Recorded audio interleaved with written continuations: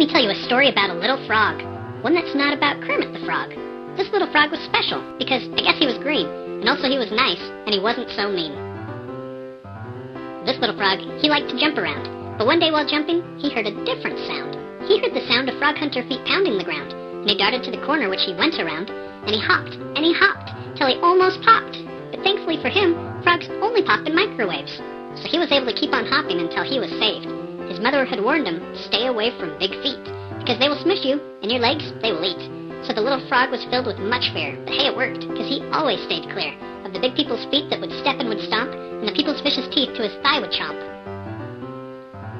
That next Tuesday, he was on a lily pad, where he saw a cute girl frog named Lily, and he asked her, "Are you sad?"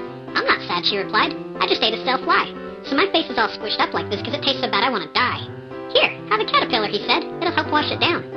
And that day he gave her a smile that took away her frown. Now they're a thing, you know, because they're always together. Except for that one time he got frozen in the ice because of bad weather. So there one day, there at the pond, there was a lot of frogs playing, and then they were gone. A child frog hunter had approached, and everyone saw it, except for our kind of slow frog hero and his girlfriend, who just continued to sit.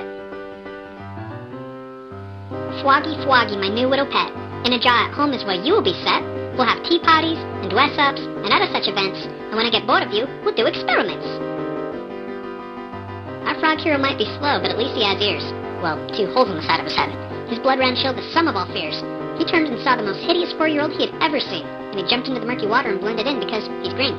But his girlfriend stood there froze, not because she was brave, but in fact she wet her lily pad and was taken as a slave. Our froggy friend jumped out of the water before the child could get away. Then the kid turned around and picked him up. She had 2 frogs. It was her day. With her prizes in her arms, she joyfully skipped. She didn't get too far before she fell and tripped. Would they be free? It was their only wish, but unfortunately, the child fell upon them, and they both went squish.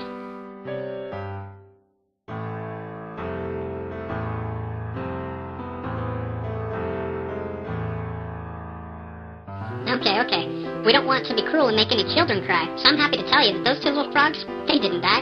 They put their little froggy thumbs in their mouths, and they blew with all their might. They puffed up from pancake size to regular froggy size. For anyone who saw it, it was a freaky sight. With the child on the ground, Lily declared, "Let's throw her in the pond and get rid of her once and for all, that wretched little blonde." Our frog hero looked her in the eye and said, "You're sick." Then he turned around and hopped away and went home really quick. The moral of this story was learned by our froggy friend almost a little too late. The lesson is, when you're that young, you really shouldn't study Nate.